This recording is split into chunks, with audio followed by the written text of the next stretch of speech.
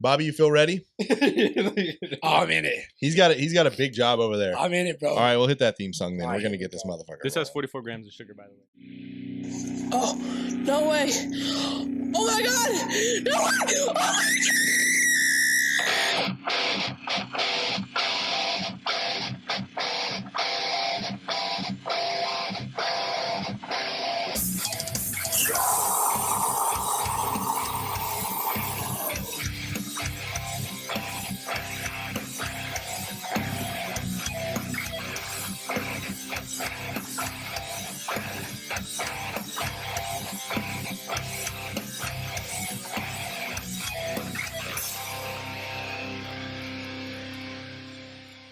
Welcome everybody to episode 119 of 1 million of the Serial Chillers podcast. As always, I ask, how goes it? Hella Greg. Wait a second. This is not Hella Greg. I'm not Hella Greg, but I got the hat. Okay. So today I am Hella Greg. All right. But you can call me Hardcore B3R. Checks out. The hat checks out. The hat checks out. Well, then give me your theme song, Hella Hey, Greg. you know who I am. I'm Hella Greg.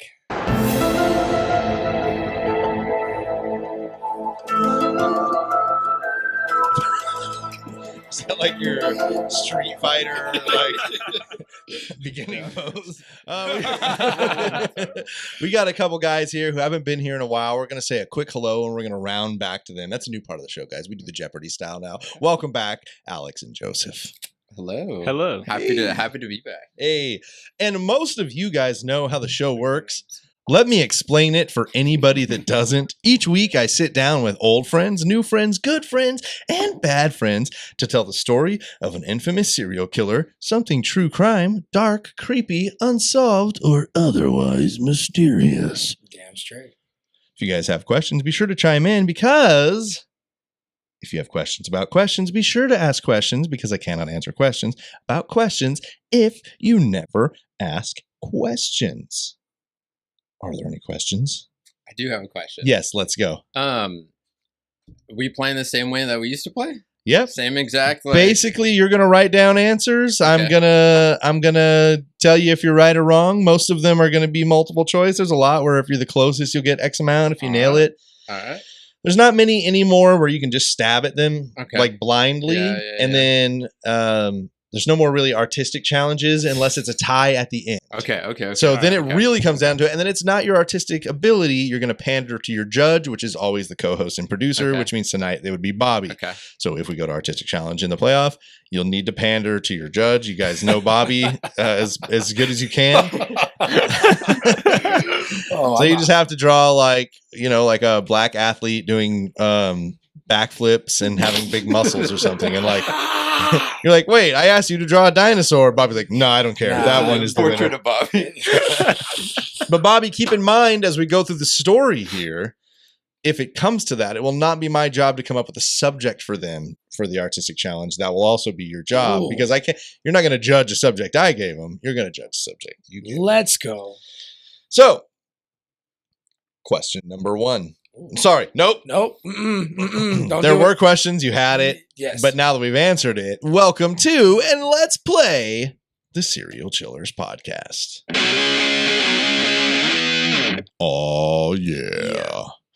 Today's killers. Tell me, have you guys heard of Kenneth Bianchi and Angelo Buono, otherwise known as the Hillside Stranglers?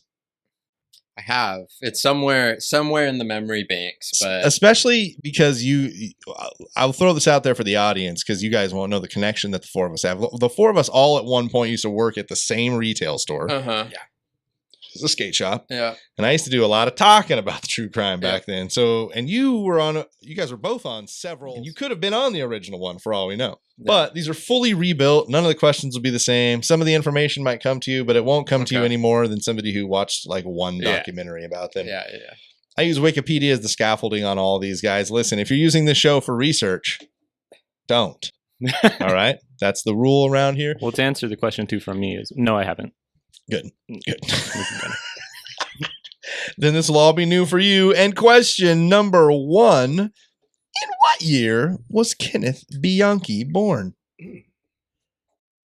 You can give me the full date if you'd like, but the year alone is fine. Hang on to it though, because question number 1A. Oh. In what year was Angelo Buono born? That's a twofer. So it's 250 points to the closest for each of these. Okay. 1,000 points if you nail it. Okay, Joseph, what did you say for Kenneth Bianchi? Your first answer. 1902. 1902. Alex. 1965. 1965. That first one is gonna go to Alex. 250 points. All right, you said 1904 for the second one. Yeah. Okay, and what'd you say? Don't worry, we got this. 1970. Okay, we're gonna give Alex points on both of I those. tried to go early. Oh, Wait, my look. God. Actually, Yeah, might have been Joseph. it was 30 and 36 years apart. So it's actually 250 for Joseph because 1934. Okay. So 30 years apart, Oh, 36 years apart. So 250 points for each of them. Did you figure out how to do it? Yeah, I'm getting. I'm getting there. While Bobby's adding up those points, we'll do full guest introductions today. And I'll say, since it was a tie on the first question, we'll go left to right here. Welcome back, Alex. Buddy, how are you? Thank you. I'm doing good. Good Yeah, to be man. back. When was the last time we were on the show? You know, I couldn't tell you exactly, but we took a 3-year break. Yeah. So at least I would say you were definitely on some of the last few. I know Yeah. for sure. So Yeah, probably yeah. 3.5-ish years. Okay. I mean, that's a long time. It is quite Yeah. a gap. It is I quite a gap. was kind of thinking. I was like, I think Jesse's kind of seen me grow up like a little bit. Same. Yeah. Yeah. It's been like, I think like 18. I think you met me when I was like 18 or 19. Pretty crazy. That's wild. Yeah. Oh, God. I've seen you grow up too. man. Little Paxson baby. Yeah. But yeah, happy to be back. Yeah, fucking so great to have you, man. Anything you wanna throw out your socials? Get Sure. some Yeah. all that exposure because Yeah, that's yeah, what yeah. we pay you in. Yeah, check out blackhand.vintage on Instagram. I sell vintage now, so in those 3 years, that's kind of what I started doing. And I mean, dude, like I don't know shit about vintage, but you post stuff that someone who's not into vintage at all is like, oh, it's fucking cool, man. Yeah, Like thanks, this is dude. cool stuff. And I did buy a book from Alex yeah, once. yeah, he Nice. does Jaws. Read the shit out of that. It's like Yeah, I love that book, Yeah, dude. yeah, So yeah. I have read that specific copy 4 or 5 times. Dude, and hell it yeah. is kind of gotten worn. but yeah, so like a lot of 60s, 70s, 80s pop culture memorabilia, true vintage stuff, just old shit. I like digging in trash. for And old you shit. ship around? Ship So worldwide. I mean, just because he's here with us guys doesn't mean he can't get it to you. yeah, Well, why? yeah. So check it out on Instagram, Blackhand.vintage. blackhand.vintage. Black hand. Yep. That's exactly, yeah. Yeah. Thank you, Hella Bobby. I got you, dude. I got you. You're here to sponsor me, bro. I got your company for life. And welcome back, Joseph. Joseph was. We did. Now you're like making me feel like I just watched you guys grow up. You guys like yeah, my little brothers. Yeah. Welcome back, buddy. Hello. Hello. I'm not doing anything cool like Blackhand Vintage, but I would say that I've definitely missed being here, and I missed you guys. And I thought 3 years is a long time. We're better together. I know it is a long time. But shit, man, we're here now. We're here together. Yeah. All right, Good really slogan. quickly, guys, follow us on all the social media grams. We are there at Serial Chillers Podcast. You go to serialchillerspod.com. It has a link to literally fucking everything we do. Our YouTube, now we got cameras in the studio. You guys know that. Blah, blah, blah, blah, blah, blah. If you want to stop by and be disappointed in what I actually look like, you could do that on YouTube at Serial Chillers Podcast. The Threadless store, I believe it's serialchillerspodcast.threadless.com for anything you could wear, all the cool designs you see floating around on our social media and stuff like that. It is on t-shirts, on tank tops, on hoodies, on all that good stuff. And then we've got a few stickers in the sticker store on serialchillerspod.com. Patreon still there. You know, help us out. Give us some money if you want. You don't have to, but it's super fucking appreciated. And if you don't want to do monthly, there's also a tip link there. If you want to donate a one-time thing to us, like literally anything helps. We got a mini fridge. We have guests every week, sometimes multiple times a week. It's nice to just be able to put like bottled waters and energy drinks in the fridge, which thanks to Patreon donors we were able to do tonight. So Hell yeah. anything you guys drink Shout in out. here, we can thank Thank the you, Patreon donors for. They help keep the lights on. We're out in an office now. We're not asking you guys to pay for it. But if you love the show and you'd like to help out, you absolutely can, and you can do it in those ways. Join the Discord to be part of a really cool community that's more about that community than it is about true crime. There's definitely true crime there if you want to check it out. But it's video games and it's cooking and it's you just catch me in the pictures of 421. there's a 420 Friends channel. Should I say that out loud? I mean, Nah, right. yeah, we just sit here ripping vape pens the entire show on YouTube, and I mean, yeah, we're on camera, buddy. Oh, snaps! Is the Discord pretty poppin'? So if you're not familiar, it's just a place where we hang out. You can do it from your phone, you could do it from your computer. If you got a really cool refrigerator, I'm sure you can pull it off there too. Come join the Discord. Super easy. There's a link on everything at serialchillerspod.com. Also, if you want to mail anything cool, P.O. Box 1229, Clovis, California 93613. Remember, if it is on the danger level of 7.5 or above, at Hella Greg. Oh, yeah. References for this episode are the mugshots we used came from Kenneth, Bianchi, and Angelo Buono. That's them. Allthat'sinteresting.com. An article called How the Hillside Stranglers, Kenneth Bianchi and Angelo Buono Terrorized LA in the late 70s. Nah, it was this problem where like I went from too dry to too much saliva. Because it's too. So I had to I had to do a big swallow. Yes. This was by Mark Oliver, edited by Leah Silverman, and published November 21st, 2018, and updated April 24th, 2020. Grunge.com, The Hillside Strangler Murders Explained by Lorenzo TANOS, which was July 29th, 2021. A Wikipedia article, and The Hillside Stranglers by Darcy O'Brien, which is the book. Don't read the full book. Hardly ever do. What's great about true crime books is that they always name their chapters very graphic shit, like the murder of blah blah blah. So you're like, oh, that's kind of what I wanted to know, and it's helpful, but it's also like sort of gruesome. Yeah. But it's a practice that's helped me a lot. So keep it up. Thanks, Darcy. Kenneth Bianchi was born May 21st, 1951, in Rochester, New York. He would be given up for adoption only a few weeks after he was born. It is said that his birth mother was a sex worker who was also a bad alcoholic. He would be adopted about 3 months later by Nicholas and Frances Bianchi. He would be their only child and be a deeply disturbed one at that. Starting at a very early age, he suffered from what would eventually be diagnosed as petit mal seizures. But during these seizures, he would go into what his parents described as inattentive, trance-like daydreams where his eyes would roll into the back of his head. So like a lot of us, like, you know, you picture a seizure and you think like a little bit of shaking, probably some like grasp fists. And this kid, Kenneth Bianchi, would just kind of like... Undertaker. Yeah. He'd just fall back and his eyes would just roll into the back of his head and he would kind of go somewhere else. He wasn't like doing much shaking or much... But it was like, I mean, as a parent now, I hear stuff like this. I'm like, that would be the fucking most terrifying, that's thing in the fucking world. That's like the fourth kind. Yeah. Or like, I don't even watch really Stranger Things. Yeah. But what's his face, his daughter, and he's like, what's wrong? I can't even watch that shit when it like pops up on Instagram. I'm like, nope, kid, no thank you. Get off. Yeah, faster, get away. So yeah, he had these really crazy, really severe seizures at an early age. During these seizures, trance-like daydreams. So he went somewhere else, eyes rolled in the back of his head, looked like the Undertaker. He was officially diagnosed when he was 5 with the petit mal seizures. Throughout his early childhood, he would also go through extensive physical examinations by doctors to try to determine why he also suffered from involuntary urination bouts that plagued him. As you can imagine, this embarrassed him as a young man. This isn't like, oh no, I pee my bed some nights. Until I was 12, I had to have the plastic thing. This is like, he'll just be standing there and he pees. Like bouts of involuntary urination. That's wild. Yeah, and he's like, I think he's 8 or 9 now. So, that would be a I mean, like my kids are 8 and You're trying to not laugh. I'm sorry. Like to those kids who are like peers in the bed, I feel for you, bro. But like, damn, man, just go to the bathroom, my guy. Yeah, I mean, I bet if it were that easy, that's what they would do.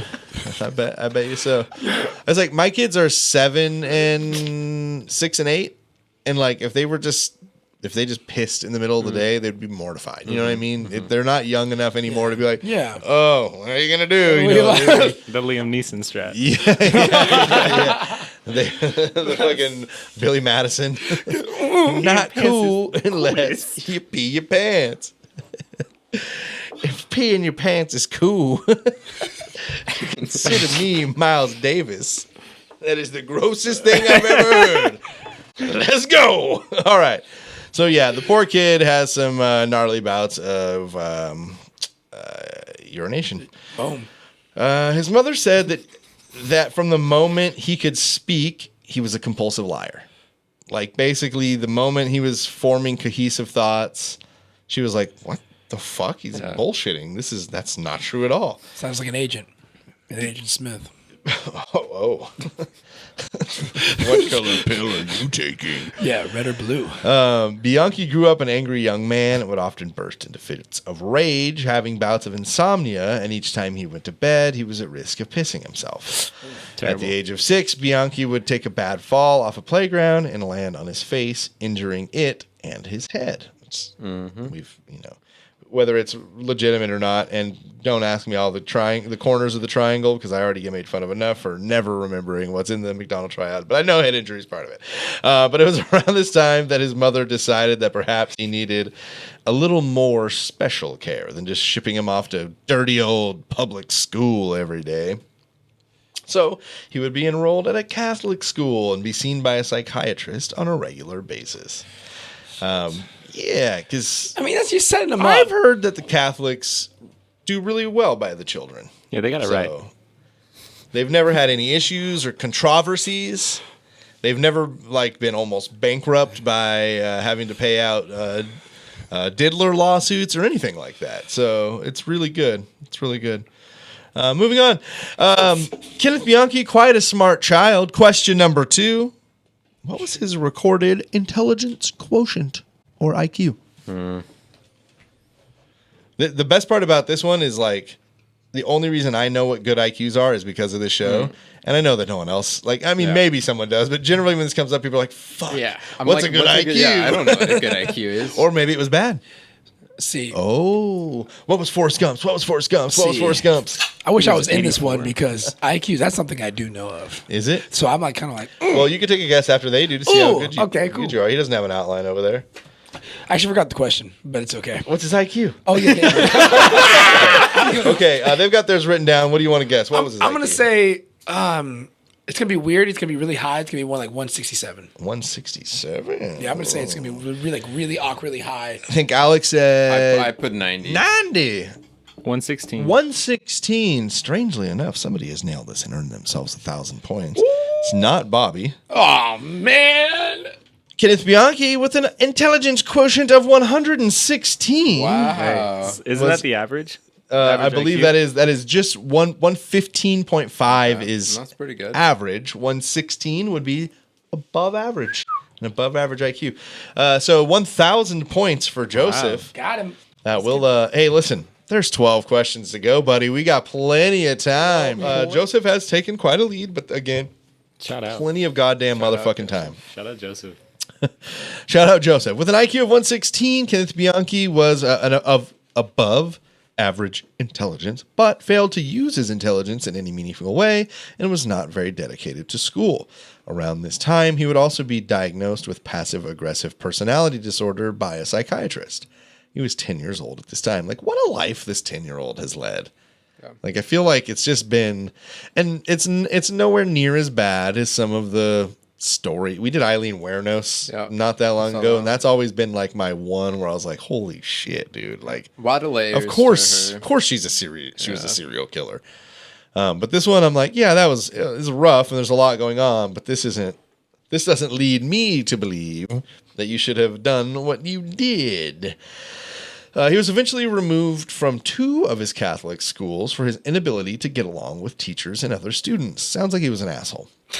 Right? Like that's like Prick. that's what they put on the paper where they're like, look, we don't want him at our school anymore, but we'll write a letter of recommendation, saying that he did have to leave here, but it was just because he couldn't get along or he was removed because an inability to get along with teachers and other students. It's like he stabbed a kid's eye out with a pencil. Yeah. Inability to get along with teachers and other students.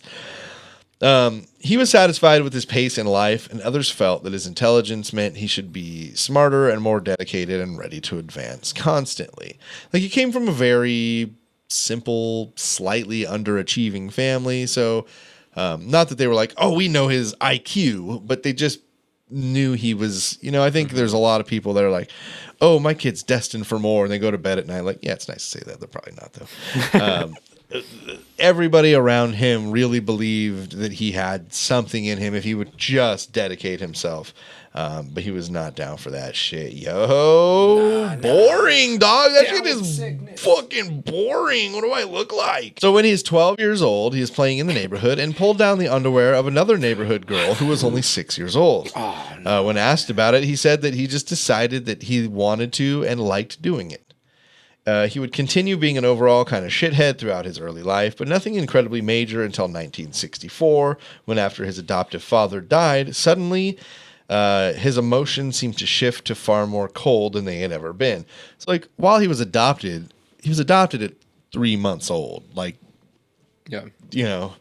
He this was his dad for all intents and purposes, and they were decent parents. They weren't like raging alcoholics who like barely got him to, they were very middle class people who tried their best to take care of this kid who they adopted, and they were like, fuck, we could have picked anyone at the orphanage that day. And we picked this one.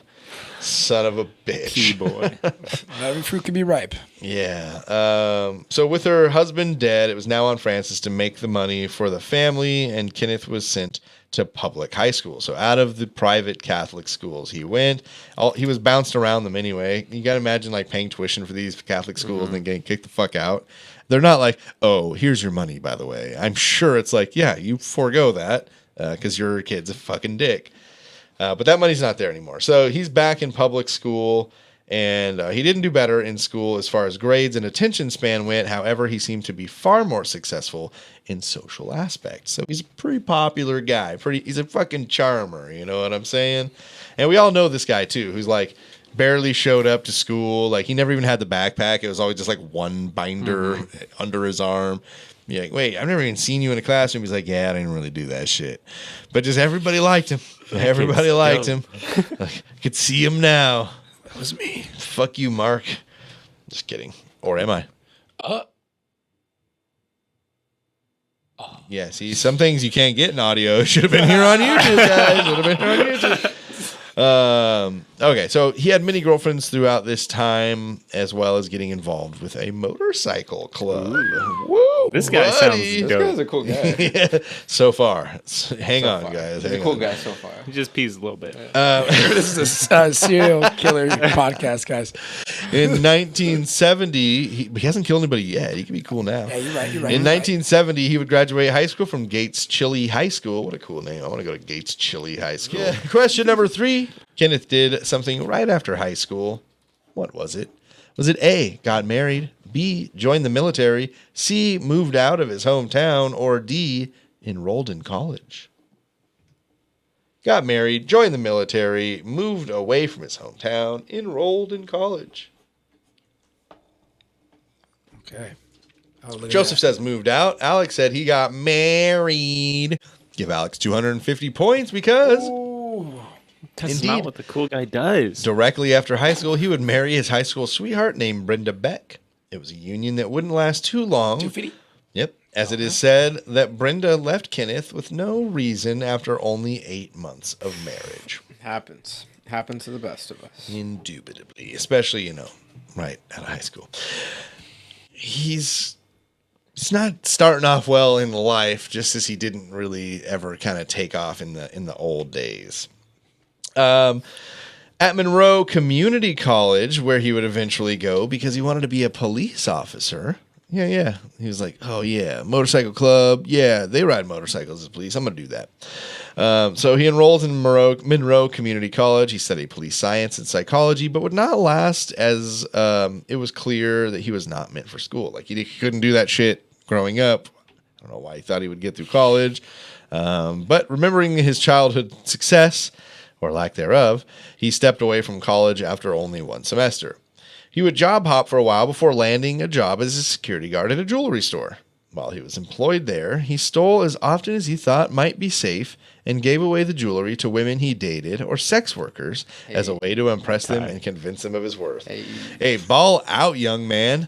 Just like, yeah, I work at a jewelry store, and I'm pretty sure I can steal 2 rings a month. I can give one to a girlfriend, one to a sex worker.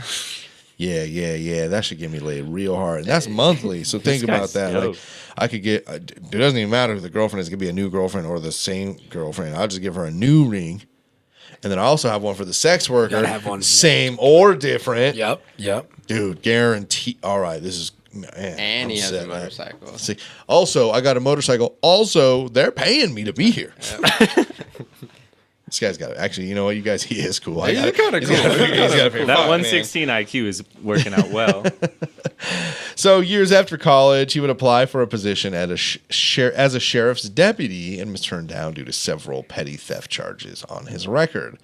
After that, Kenneth was basically constantly on the move and would eventually find his way to Los Angeles, California. In the city. There he would start spending time with a family member he didn't know incredibly well, but he was a long way from home, and a vague connection is better than no connection. So his cousin, this is his adoptive mother's nephew, who, they lived in California. They were far away. They visited a few times growing up, but he's quite a few years older. If we didn't check by the birthday thing, he's like 15 years older than him. So, but he's someone. He knows someone out there. So his adoptive cousin Angelo Buono would quickly take him in, and they would connect and form a bond pretty quickly. Kenneth looked up to Angelo a lot. He fucking dressed cool. He always had ladies around. He had a bunch of rings on. He really did. He totally did. He was like that guy. If you guys look over, you can see the picture of him. Left is Angelo Buono. Right is Kenneth Bianchi. Okay. Yes. But picture a 1970s leisure suit. That dude was stunting hard as fuck. Oh, yeah. And his cousin's many years younger, not very successful. And he's like, man, this dude kind of fucks. I should emulate my life after him. This guy fucks. This guy fucks. He knows. So, again, they form a pretty quick bond. And I think Angelo was like, oh, he's a pretty cool kid. He's family, he's clearly down. I'll take care of him. I'll show him my way. So before we get too far into the crimes, let's take a look at Angelo Buono's early life. As we already learned, he was born October 5th, 1934 to Italian immigrant parents. His parents would divorce when he was only 5 years old. Now, this is kind of tough, too, because he stayed with his mom, who was she was first generation. She was an Italian immigrant. She came from Italy. He's first generation, born in America. She spoke very little English. Apparently, of the two parents, Dad spoke the most of the English. So imagine being a kid who's 5, who's you're still, at 5, you're talking, but you're still learning a lot of stuff. And you're with a mom who barely speaks the language, and you guys are in a country that you aren't from. And I just think it's an interesting upbringing that it must have been, Grew up with a single mother who struggled mightily to raise the children she had, and Angelo wasn't going to make it easy. He would often be a cause of a lot of trouble. After the divorce, his mother moved herself and the children out to Los Angeles, California. Is that how you say it? With his terrible behavior, he was forced to drop out of school. And at this time, he would also fall heavy into the use of and sale of drugs. And possibly worst of all, tied up with gangs and spent a lot of his late teen years in jail for many different reasons. So, look, maybe they just connected over the fact that they're both kind of fucking shitheads. Mm-hmm. And they're like, oh, we can connect because we're both degenerates. And that's a good platform to connect upon. So he was bad enough to where his mother and siblings kicked him out of his house when he was 17. This is 1951. So you also got to think, too, 1951, I think, Like these are the bad guys, you know? You got like Angelo Buono. Yeah. Got a rocket in his pocket. Like, he's like being a true fucking shithead, degenerate asshole. So his family pretty much disowns him. He gets out of there. But he's not 18. He gets caught up and gets taken in by the California Youth Authority. I think probably all of us have heard, we're from California, so we've heard of this. Some of us might know some friends who went through the program. What's that? JJC? What's that? That's a juvenile like court. So CYA is California Youth Authority. So CYA will take foster children. They'll take children who are troubled beyond their parents' ability to take care of them any longer. Essentially, it's like troubled kids and troubled orphans. And I could be a little wrong on this, but they take them, they provide them homes, they provide them schools. They're very camp-like. You're there all day. It's very structured. But yeah, he gets taken in and put into one of those. This is a very like. There's one in Madera. There's a big CYA school and living site nearby in Lumber, and I think the idea is a good idea, and that if done well, it's done well. But I've also heard fucking horror stories from some of the people that I know that have lived in CYA facilities, which you could absolutely imagine. So, God damn. I don't know what the case was in the one that he lived in. I don't think he did either, because the same year he would escape the CYA school and be a roving young gang member. By the time he is 28, Buono has 6 children, 4 of which are by one woman. And throughout the children's lives, they would struggle, but Buono was not shy about telling people that he would do nothing, and he would do everything he could to do. Jeez, I'm bad. You got this.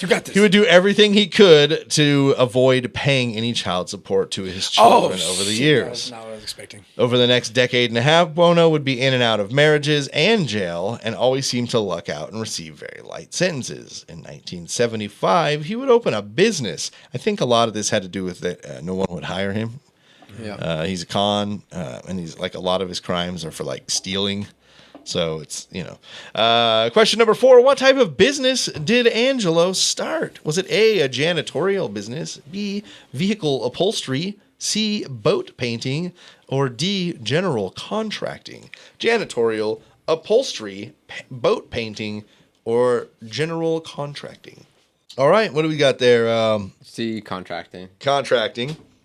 And you say D, boat painting? C's boat painting. Oh, that's why you confused me. I was like, did he only did no. what? You want contracting? It's contracting. Okay, contracting and contracting.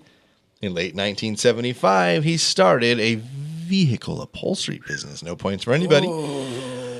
But he would quickly return to his old shitty ways, because months into owning the upholstery shop, he had practically turned it into a front. Now, imagine you've got this upholstery shop and you're like, all right, I got everything. I got the sewing machines. I got the special leather cutting tools. I got all these specialized. But also got this building. And you know what you could do in this building? You could fuck in here. Yeah. Like if I really use my imagination. Oh, I can smell it already. Yeah, you could fuck in here. It's like, I wonder what that stain on the ceiling. yeah, exactly. Give me a black light. So he would turn this into a front and be a pimp and turn the small shop into a brothel of sorts. 1976 is when his little cousin would move to town, and together they would get into some shit that all of us can safely wish that they had not. Question number 5. The two of them devised a method that worked very well for getting women close to them with no issue. What was it? Is it A, the lost puppy routine? B, brute force? Oh my God. C, drugged drinks? Or D, pretended to be police officers? Lost puppies, brute force, drugged drinks, fake cops. All right, Alex, what'd you say? Police officers, as did Joseph. Give them both 250 points. Let's go. Yes, Kenneth, Bianchi, and Angelo Buono would usually cruise around Los Angeles in Buono's car and use fake badges to persuade women that they were indeed police officers. Man. Now, I don't know. I can't remember exactly how much I put it in here, as much as I thought like I should mention this. But Angelo Buono, very much the brains of the operation. He's like a fucking neat freak. He's like the reason they were able to stay ahead as long as they did was because he took it and he made sure that nobody got out of line. You know, like, all right, Bianchi, you do your fucking thing, but I'll make sure you're not leaving any goddamn clues or a mess behind or a paper trail or whatever it is. So I think without him, we'll actually see. Kenneth does not do very well on his own. Their victims were women and girls, aged anywhere between 12 and 28 from various walks of life. God damn. So a lot of times you see like, you know, they were like ages might range, but it's like white women with brown hair parted in the middle. They're looking for women who looked like their mother or looked like the woman who wouldn't. This was like, anybody. Like age doesn't matter. Look doesn't matter. Race doesn't matter. 12 to 28 were their victims. See, I think people would be like, that's, you know, equality in a sense, but at the same time, it's just like, that's the most biggest beast that you can ever unleash into the world. Yeah. Someone who does not care at all About anybody. I will take, like, it's going to Sizzlers and eating everything off the fucking, like, menu, dude. It's, like, disgusting. Jesus, You know are what I- there still Sizzlers? That's what, you know what I'm saying, though? Obviously not, probably. I don't know. Yeah, it's kind of cool. Well, not cool, but it makes it harder for them to catch because then they don't catch on to like a pattern or anything Yeah. like Right, that too. right. Along with the neat freak part. Yes, exactly. So they would order the Damn. victims into Buono's car, one of several retired squad cars they were able to purchase at auction and outfit with flashing roof lights to simulate authentic police vehicles. So not only did they like have convincing looking badges, which like, I don't know, like myself as a kid, my uncle had always taught me, like, if someone tells you they're a cop, you make them show you a badge. It doesn't Yeah. fucking matter if they're wearing a uniform or not. You get a look at a badge, and if that doesn't look real, you tell them to call a supervisor. He wasn't like a sovereign citizen, but it was just like one of those things where it was like, hey, if you feel Weird weird it. about a cop, Yeah. you tell them to call another fucking cop. I mean, they could have had real police badges. I don't Maybe. know. It's also the 70s. You could have just like broke the window. They also had something where it's like, you know, they've got cars. It's not just a badge. They've got a car they're rolling up with flashing lights. And they're not just cars. They're not like, oh, it's a Crown Vic and I put lights on it. They're buying retired police cars. So they have like They're doing the white doors and the black panels. And like they look like police vehicles. They would then drive them to Buono's home to torture and murder the women. So pick them up as police, say like, oh, I'm taking you downtown or whatever. And then just torture them. And as we kind of talked about, they chose many methods for these tortures. I mean, there was no like their crime or their eventual way of killing them was generally the same as their nickname might let you know, Hillside Stranglers. But they definitely didn't let anybody just, you know, they experimented with other methods of killing.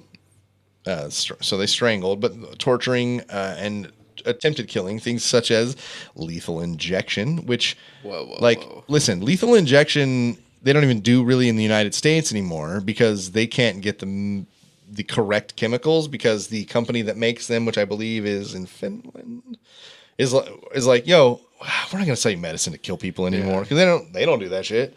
And that's what we're using it for. So, I guess what I'm saying is like lethal injection isn't just like, I'll put bleach in your veins. Like it takes a mix of neurological agents to end someone's life quickly.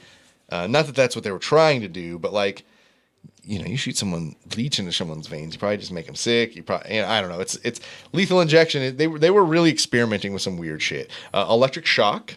And carbon monoxide poisoning. So they were just like really. They were just doing anything. And Although everything of they those had. three, give me the carbon monoxide poisoning all day. You just like kind of fall asleep and die.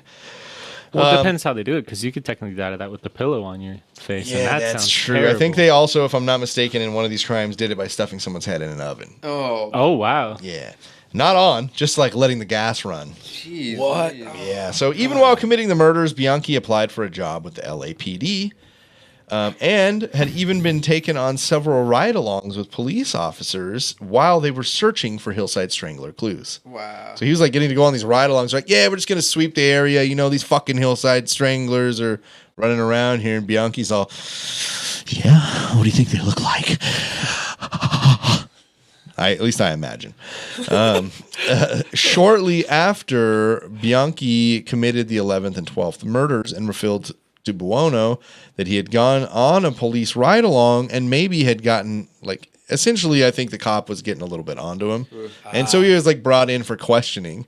And so right then, Angelo was like, what the fuck are you even doing, you fucking idiot? Get out of town. Get the fuck out of town. This is not a figure of speech. I need you to get the fuck out of town. I got a spot for you. Question number 6. Angelo told Kenneth he had to move, but to what U.S. state? This is not multiple choice. I'll give you 500 points if you could tell me. There's only 50. It's not that many. 500 points. And you know which one they're in. California. So there's only 49. What state did you tell me? Get the fuck out of here. But I got a place for you. It's in this state. I know. It's a lot. But 500 points if you can get it. Fuck it, I'll give you 1,000 points. Oh, let's go 1,000. The shelf's too hard. Oh, no. All right.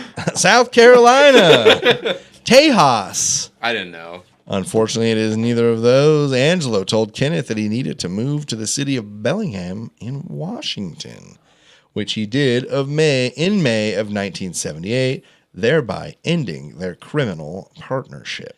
On October 17th, 1977, in Cathedral City, California, the body of a naked woman was found on a hillside near the Ventura Highway at 6510 Forest Lawn Drive in Los Angeles, positioned in a lewd manner.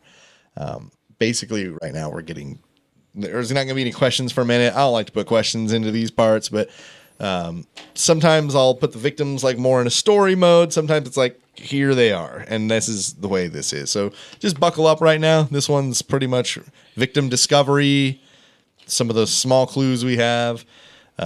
So hang tight. We'll get through these, and then we'll take a little break so we could all get some fucking fresh air and not think about this for a second. So again, we'll go back. October 17th, 1977, in Cathedral City, California, the body of a naked woman was found on a hillside near the Ventura Highway at Forest Lawn Drive in Los Angeles, positioned in a lewd manner. She was identified as a 19-year-old Yolanda Washington. Her body had been cleaned before being dumped, and faint rope marks were visible around her neck, wrists, and ankles. Again, we go back to that Angelo Buono. We're not leaving shit behind. There's no clues. Like, when the body has clearly been cleaned, you're dealing with somebody who was very... ridiculous? Is that the word? Someone who's very thorough in what they had done. It wasn't like I fucking killed a prostitute and threw her over the side, because in a panic, like this was like. Yeah, they took their time. They really went in there. They knew what they had to look out for. Yeah, that's creepy, bro. This woman had been beaten, raped, and strangled to death, and was the first confirmed mutual victim of Bianchi and Buono. The two men picked her up and killed her in their vehicles. They pretended to be police officers in civilian attire. Especially look out for people that are saying they're cops that aren't wearing the uniform. Do what you can. October 31st, 1977, La Crescenta, Montrose, California. Judith Lynn, or Judy Miller, was 15 and was a student at Hollywood High School and also worked as a sex worker in the area. She was found in the 8300 block of Sunset Boulevard in West Hollywood and was looking for clients when Bianchi and Buono approached her.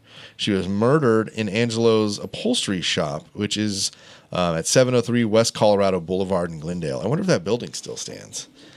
Her body was dumped next to Alta Terrace in La Crescenta, a flood control channel. So she was dumped in like a waterway. Her naked body was discovered on Halloween of 1977, face up in a parkway in the hills above Glendale. Her legs were posed in the shape of a diamond, and she had been raped, sodomized, and strangled. Her neck, wrists, and ankles all displayed evidence of ligature marks.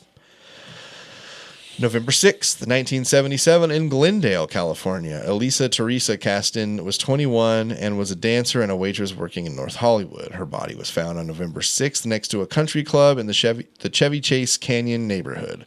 She had been beaten, raped, but not sodomized, and was strangled when she was discovered naked with rope marks on her wrists and ankles.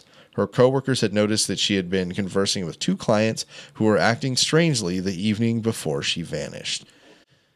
So it's like everyone is very similar. Like, they've been strangled, they've been beaten, they've been generally raped and or sodomized. They've been stashed away and found a couple days later. Like, they're not going to so much work to bury them and make sure that, like, these to me are guys who are like, yeah, find this body. You know what I mean? It's a very the process killers for sure. This is not about taking home a prize. This isn't like, oh, I need this body. I don't even know about photographs. This is about what they did and how they did it. So November 13th, 1977 in Highland Park, California, Sonia Johnson was 14 and Dolores Ann Cepeda was 12. So when we talked about the youngest of the victims, these were like 1 and 2 right here at the same time.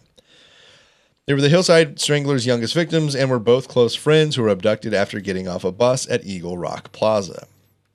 Presenting fake police identification, Buono and Bianchi kidnapped the two. In Glendale, California, at Buono's upholstery shop, Cepeda and Sonia were killed, and on November 20th, their bodies were discovered in a garbage pile. Although their bodies were already starting to decompose, it was determined that both had been raped and killed by being strangled. On November 20th, 1977, in Highland Park, California, Christina Weckler was 20 and found by hikers partially under a bush on a hillside in a residential area of Los Angeles. She had neck and ankle ligature marks, but no self-defense wounds. Her breasts were bruised and had puncture scars on her arm, and her rectum was gushing blood. Later, it was determined that Windex cleaning fluid had been injected into her to torture her. She was also fatally asphyxiated with gas from an oven. Damn. Weckler's naked body was discovered not far from her Glendale residence, and on November 23rd, 1977, in Los Angeles, California, Evelyn Jane King, who was 28 and an aspiring actress and fervently involved in religion, question number 7, to what religion had Evelyn dedicated a good part of her life? Was it A, Scientology, B, Christianity, C, Judaism, or D, Mormonism? What was her name? Evelyn Jane King. Okay, Alex says Christianity. Joseph said Mormonism. I think the crazier than all of them, Scientology. Yes, she was Tom Cruise. an aspiring actress and Scientologist and was found dead in some bushes near the Los Feliz exit on the Golden State Freeway on November 9th. While awaiting a bus, she vanished. It was impossible to tell if she had been raped or tortured due to the severity of the decomposition, but it was strongly suspected that she had been sodomized in addition to being strangled to death. Damn. It's fucking like we're just talking about heavy movies and stuff. Like, this is, I got to remember not to do them in the blocks so much, Yeah. breaking them up is kind of nice because we don't have to sit It's here. just and heavy. Yeah, So it every is time it heavy hits you a little harder because and harder. every little bullet point we hit is literally someone losing their life. Yeah. November 29th, 1997, in Glassell Park, California, Lauren Ray Wagner was 18 and was a business school student. She was found dead on the west side of Mount Washington on Cliff Drive in Glassell Park. She appeared to have been burned by an electrical cord while being tortured based on the burn marks on the inside of her hands. Additionally, there was evidence that suggested Wagner was handcuffed before being strangled to death. At this time, investigators came to the conclusion that the perpetrator might have been a police officer or a person pretending to be one. They're noticing a lot of handcuff ligatures. So they're like, their idea essentially is that it's either a cop or someone pretending to be one, which is a great guess at that point. I don't know if they realize how often in the bedroom handcuffs are being used at this point, but That's what I was thinking. It seems like a jump. Like, it has to be a cop. There's but tough ones. hey, man, nailed it. sometimes you swing for the fences and you get it right, They consequently issued a caution to female drivers who were stopped by policemen to double check that they were in fact legitimate law enforcement. They also gave ways to do that. Make sure you're looking for a badge number. Make sure that the police vehicles have a car number. So there are ways to look. Maybe we'll find some of those and put them out there for anybody who's interested in that. December 9th, 1997, in Echo Park, California, Kimberly Diane Martin was 17 and a sex worker / model was found naked on a deserted lot near Los Angeles City Hall in the Silver Lake neighborhood. Kimberly's body had been dumped over the side of a hill where it could be seen from police headquarters. So this is how They don't even care anymore. but they're still. It's like they don't care about how quickly it's discovered, but they don't want to be caught, especially Angelo. I think Kenneth is more wild card bitches, but Angelo's holding it together. Yeah, We the have a code. mastermind. He's like Rickety Cricket before they broke him. Nah. Oh, poor Cricket. Damn. So at the time, Kimberly was working for an out-call escort service when she was called to a Tamarind, Hollywood address the night of her murder. She was slain in an empty apartment, and her body was thrown into Echo Park near North Alvarado Boulevard. Before being cruelly strangled, Martin was raped and tortured. On February 16th, 1978, in La Cañada, Flint Ridge, California, Cindy Lee Hudspeth was 20 and was a waitress who was sexually assaulted, strangled to death, and then had her body placed in the trunk of a Datsun before being pushed off a cliff on Los Angeles Crest Highway. The following day, she was discovered. She had been tortured, and ligature marks were apparent on her neck, ankles, and wrist.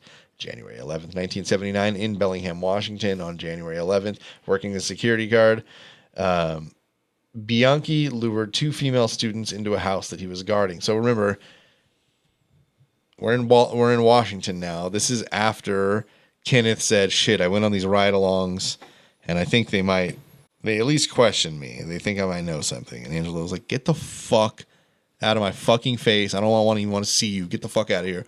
Go to Washington. I know this person. They'll set you up at the place to stay, whatever. So Bianchi can't even help it. So we jumped from, I think, beginning of December to the beginning of 1 month. So he's moved, gets a job as a security guard. He's like guarding this house or whatever, and lures 2 women in and murders them. And without Angelo. Kind of, he can't even help himself. He's doing his fucking thing. I do want to know what he said to the cops to make them question him. How he was about it. Maybe he was just asking way too many questions. Or maybe he just accidentally let slip something that seemed so nonchalant, but it was information that the police hadn't told. Yeah. Something like that. Something like that. It had to be. And I don't think that they were he wasn't a main suspect, but they were definitely why don't you, come down and answer a couple. I think that more that they thought that he might run with somebody who knew something about it, less that they thought he was the guy. But he might have complimented himself, yeah, but he probably got really cool mustaches or something. Very well could have been that. But for whatever reason, the police officer who was riding with him was a little suspicious of him. So yeah, Angelo said, "The fuck out of here." So the women were 22-year-old Karen Loretta Mandick and 27-year-old Diane Amy Clark. Clark Wilder. Well, she's got a lot of names. Diane Amy Clark Wilder. Both students at Western Washington University, and Bianchi forced them down the stairs. Bianchi forced Karen down the stairs in front of him and then strangled her and murdered Wilder in a similar fashion. Without help from his partner, Bianchi left behind many clues, and police apprehended him the following day. Okay, there we go. Sometimes you just need a business partner. You know what I'm saying? Question number 8. Something found in Kenneth's possession would lead back to a strangler victim and eventually attach him to the crimes in California. What was it? Was it A, a gold tooth, B, a piece of jewelry, C, a California driver's license, or D, a vehicle registered to a victim? Gold tooth, piece of jewelry, California driver's license, vehicle registered to a victim. Okay, Alex said a vehicle. Joseph said a piece of jewelry. No one's getting points on this because a California driver's license was found in Bianchi's possession. A routine background check linked him to the addresses of 2 strangler victims.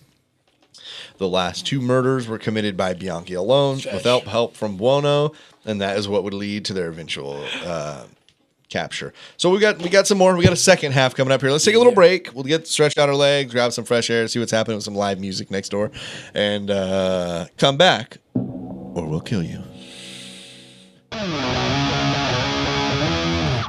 Okay. All right. Welcome back, everybody. It's good that you're back. It's a lot of work to kill people. So when you don't come back and then I have to go kill you, it's just it causes a lot of extra work for me. So thanks for coming back. That's very nice of you. So California driver's license. That's where we left off, guys. That's how they got these 2 murders Bianchi committed. The only ones he committed without Buono that we're aware of. He got caught up and he got caught and he got in trouble and he had an identification to one of the strangler victims and it's all coming down on him. It's not looking good for these guys anymore.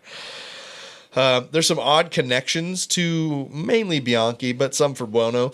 The Alphabet murders occurred in and around Rochester from 1971 to 1973, and 3 young girls were kidnapped, sexually assaulted, and murdered. Bianchi was never formally charged in these crimes, but he was a main suspect. Question number 9.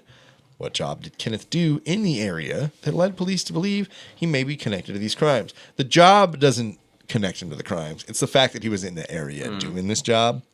But what job was it? Was he A, a balloon animal maker, B, a caricature artist, C, an ice cream vendor, or D, a clown? Balloon animal maker, caricature artist, ice cream vendor, clown. Yes. Some ice cream vendors. You guys ever see that Clint Howard movie, Ice Cream Man? No. Check it out. It's just one of those Scary classic, movie? bad horror film. Yeah, because he worked as an ice cream vendor near 2 of the murder scenes and drove a vehicle similar to a suspicious vehicle spotted near one of the abduction sites. Bianchi has denied any responsibility for these murders, and on September 4th, 1977, the body of Laura Collins, who was 26, was discovered in Griffith Park, strangled to death. Collins was initially included by the Los Angeles media as a potential victim of the Hillside Strangler, but a 1979 complaint against Buono and Bianchi did not ultimately list Collins as one of their victims. So there's a lot of little connected crimes to them that would eventually fall away, and that's kind of the list we're running down here. So Buono and Bianchi were never found guilty of her murder or confessed to it, and Collins' death is still unsolved. Did you have a question over there? Yeah, I have one question. Did they even get points in the last answer? Did you say the answer? Yeah, nobody got points. It was ice cream vendor. Ice cream, okay. Yeah. So, I mean, either nobody got points or give them both 250, but they both had the correct answer. So give them both points. Okay, there you go. I just want to make sure. 250. So, Jill Terry Barkham was 18. She was a woman from Oneida, New York, who was killed in Southern California on November 10th of 1977. She was molested, beaten, and strangled, and was found rolled up like a ball in a ravine off Mulholland Highway, and originally was thought to have been a victim of the Hillside Stranglers. However, her case was ultimately decided by authorities to have been unrelated after the arrests of Bianchi and Buono. Neither men confessed or were ever convicted of the murder. So, a lot of little connections, and just because they weren't convicted or even eventually connected doesn't mean they didn't do it. A lot of crimes. A lot of times we'll see like, oh, they killed 11 people and they were convicted for 6 of the murders. You know, it's like, yeah, we're pretty sure it's 11, but we can't tell you why we know it's this 5 with any obtainable evidence. Good thing we've got these 6 or whatever. But this is a lot of these where you're like, sounds like they probably did it. But again, neither men ever confessed to this, which they did confess to a lot of their crimes, and they were not convicted of it. Question number 10. Jill's death would later be attributed to another serial killer. Which one? Is it A, Charles Albright, B, Rodney Alcala, C, Randy Kraft, or D, Kendall Francois? Charles Albright, Rodney Alcala, Randy Kraft, or Kendall Francois? All right, couple Alcalas. You gotta stop doing that. I gotta. In March of 2010, Hide your answers, guys. serial killer Rodney Alcala was convicted of her murder as well as 4 other murders. That's 250 points for both of them once more. Dang. Hey, you guys I are know, together. right? You guys are pros. Electric Avenue. Hey, take that shit to the next level. Orale. Orale. Yes. Okay. So Rodney Alcala, the game show killer. Do you guys recall? He was on the dating game. He is one of the original 15 deleted episodes. So eventually we'll do Rodney Alcala again. But yeah, Rodney Alcala was attributed to that murder of Jill Terry Barkham. Rodney Alcala, maybe even this season. We'll get back to that. So, okay. So, on November 16th, 1977, Kathleen Kimberly Robinson was a 17-year-old high school student and frequent hitchhiker living in Hollywood and was last seen alive near the beach in Santa Monica. The next day, she was discovered dead in a parkway in the Wilshire district of Los Angeles. She was initially believed to be a victim of the Hillside Strangler, but as soon as it was discovered that the circumstances of her case were different from the others, a connection was quickly ruled out. Kathleen's murder is still listed as unsolved by the LAPD today. That sucks. It's a 47-year-old murder. Following his arrest, Bianchi admitted that in 1977, he and Buono, while posing as police officers, stopped a young woman named Catherine Laurie with the intention of abducting and killing her, but released her after learning she was the daughter of actor Peter Lorre. Only after the men were arrested did Catherine learn of their identities. She would later mention that she never felt threatened by them during their interaction.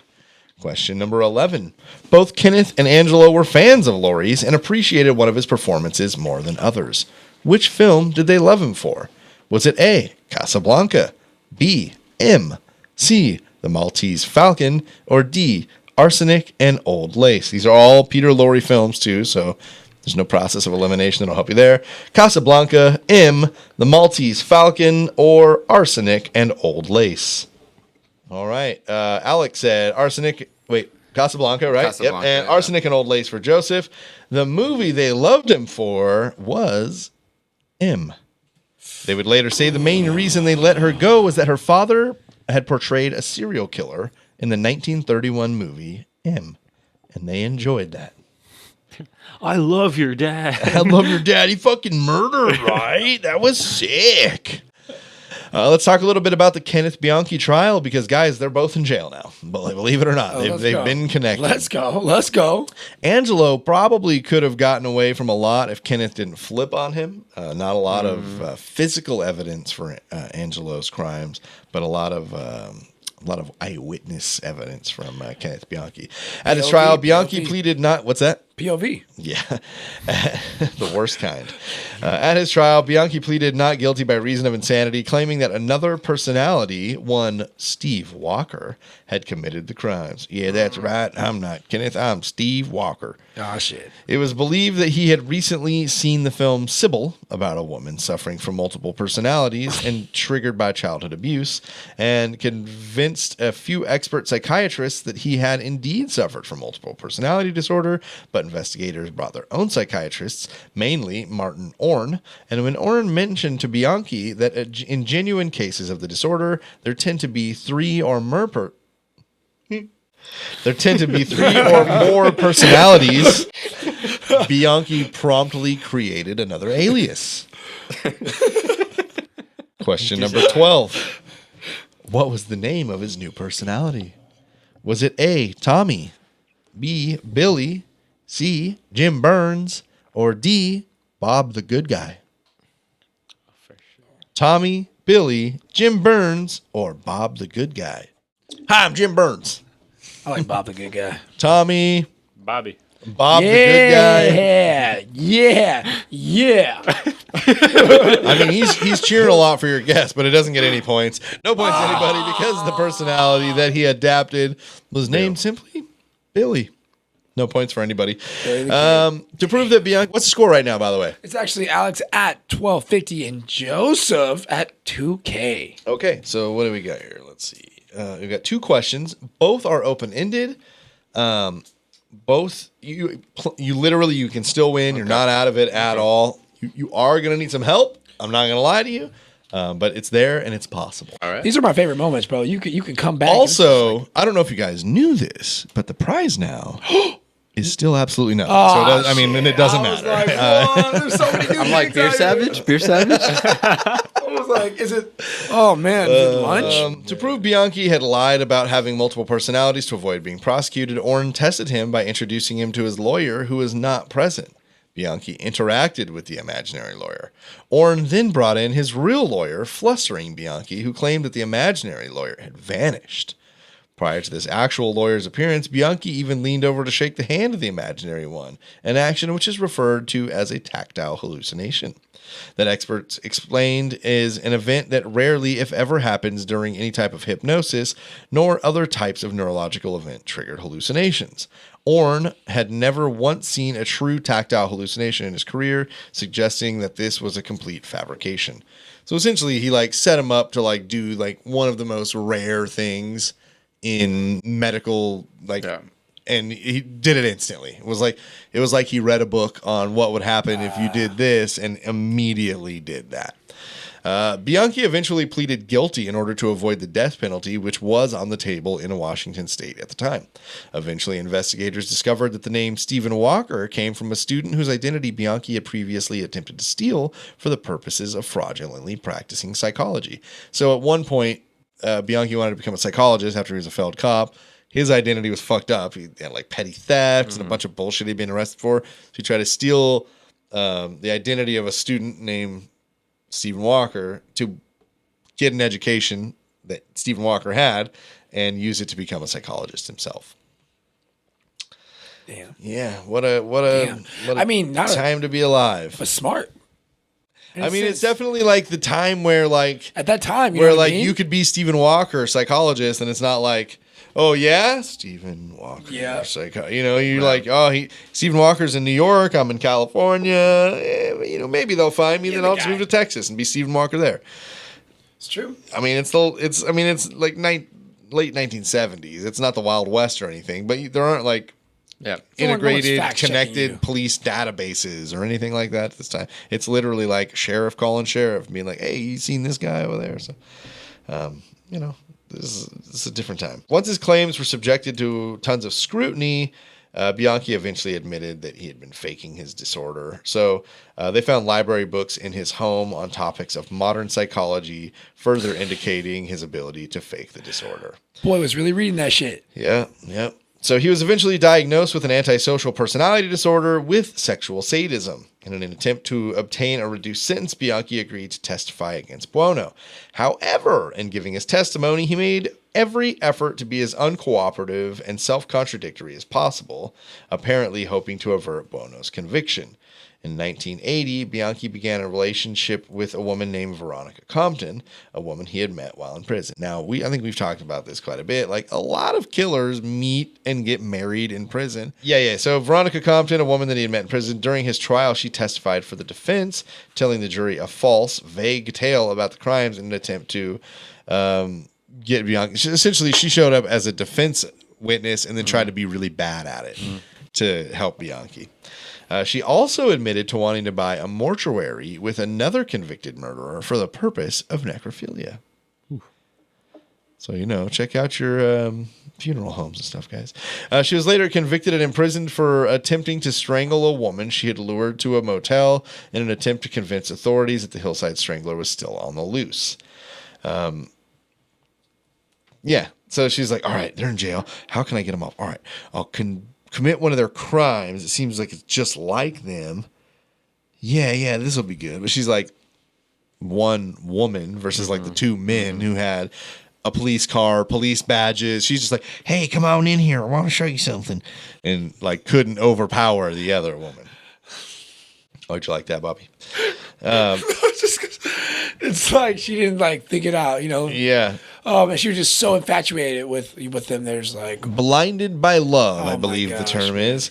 Bianchi allegedly had given her some semen during a prison visit to plant on the planned victim to make it look like a rape murder committed by the strangler. Remember, we're pre-DNA, so it's just like, oh, here, there's semen there. Holy shit! And she was just gonna take it and sprinkle it on or whatever, however she was holding it. So Bianchi gave her semen to make it seem like, yeah, there's still a Hillside Strangler out there. You just gotta get back into it sometimes. You know what I'm saying? And we're actually pretty close to done here. This is gonna be one of the shorter episodes of the season because I didn't want to fucking talk about these guys that long. In 1992, Bianchi sued Catherine Yaronwode. Get it? Yronwode. Yaronwode for $8.5 million for having an image of his face depicted on trading cards. They're actually, remember when you got me True Crime trading cards? That is the company. Several killers tried to sue for using depictions of their faces.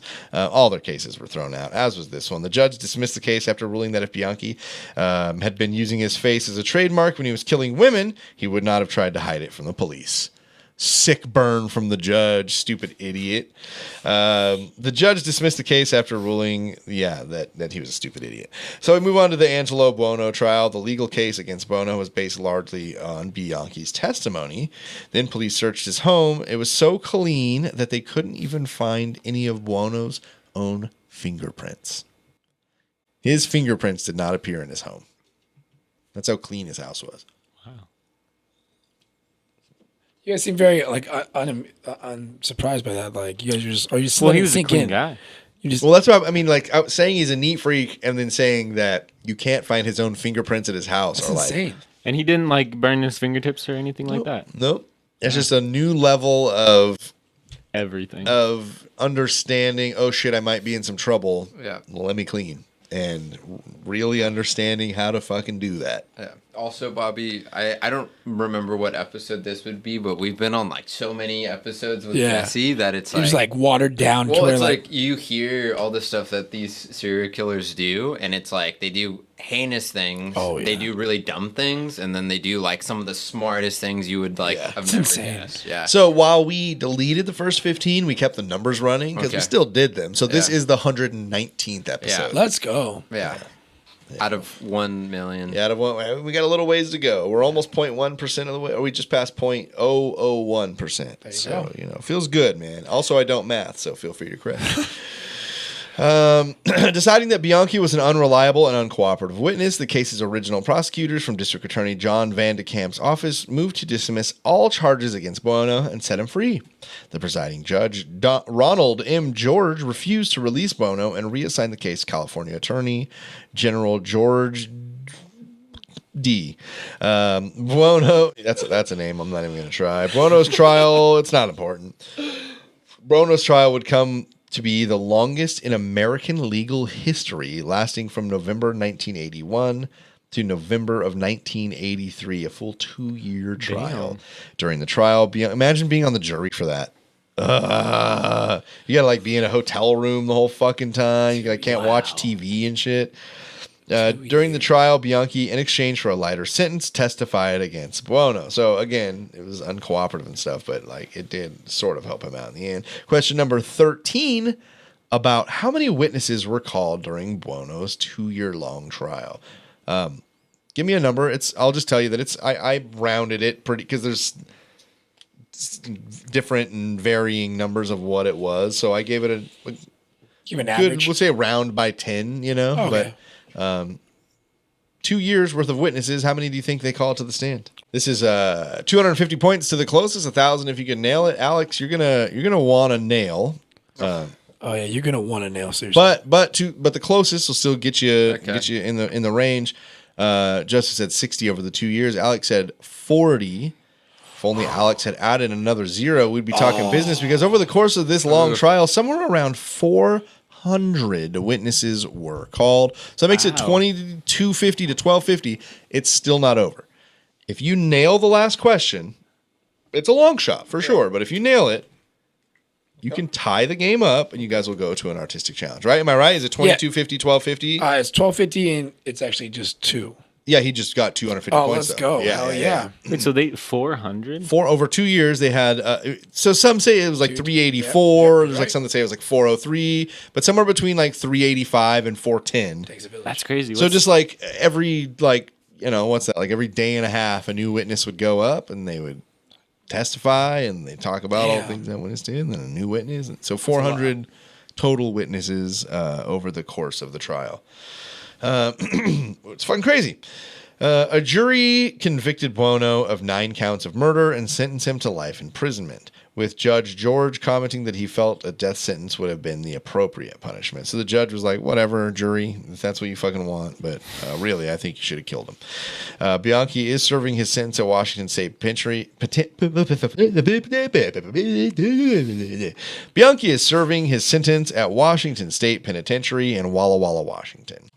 He was denied parole in August 18th, 2010 by State Board in Sacramento, and he'll be eligible to apply for parole again in 2025. So 2 years, Kenneth Bianchi will be up for parole. Question number 14. In what year did Angelo Buono die? Alex, you're going to need to nail this to tie it up to send it to the first artistic challenge of this new season. Joseph, you need to do nothing but have Alex not nail this to walk away with the victory today. All I need to know is in what year did Angelo Buono die? That might have been one of the highest I've got. That was beautiful. I think it was a falsetto right there. And really, guys, I would just want to say that I love you both equally, regardless of the outcome of tonight's show. All right? Thanks, Dad. I needed to hear that. You're just staring at his answers, buddy. I was already Okay. Was it 2000s? 2000. Give me a specific year. Okay. Throw it in there. Oh shit. This is see, nerve wracking. Let's see. I do got like it, your Alex. style, though.